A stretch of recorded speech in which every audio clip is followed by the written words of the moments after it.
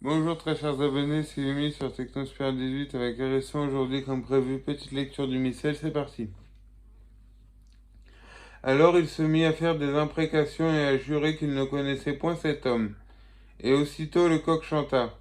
Pierre se souvint de la parole de Jésus qui lui avait dit, avant que le coq chante, vous me renierez 3 fois. Et étant sorti, il pleura amèrement. Le matin étant venu, tous les princes des prêtres et les anciens du peuple tirent conseil contre Jésus pour le faire mourir. Et l'ayant lié, ils l'emmenèrent et le livrèrent à Ponce Pilate, le gouverneur. Alors Judas, qui l'avait trahi, voyant qu'il était condamné, fut touché de repentir et rapporta les 30 pièces d'argent aux princes des prêtres et aux anciens, leur disant, j'ai péché, parce que j'ai livré le sang innocent. Il lui répondit que nous importe.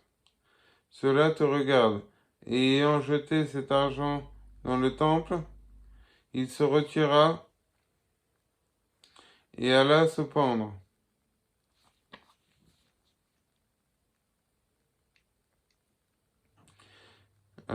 Mais les princes des prêtres, ayant pris l'argent, dirent, il ne nous est pas permis de le mettre dans le trésor,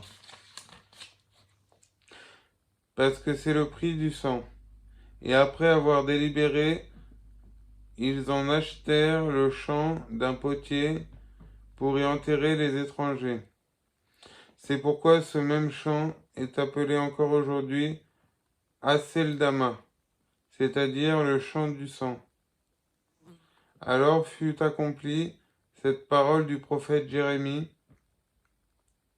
Ils ont reçu les 30 pièces d'argent dont a été payé celui qui fut estimé à ce prix par les enfants d'Israël, et ils en ont acheté le champ d'un potier, ainsi que me l'a fait prédire le Seigneur. Jésus comparut devant le gouverneur, et le gouverneur l'interrogea en ces termes. Êtes-vous le roi des Juifs? Jésus lui répondit, vous le dites. Et étant accusé par les princes des prêtres et les anciens, il ne répondit rien.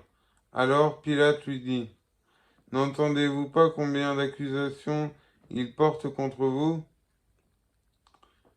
Et il ne répondit à aucun grief, de sorte que le gouverneur en était fort étonné. Or le gouverneur avait coutume, à la solennité de Pâques, de délivrer un prisonnier désigné par le peuple.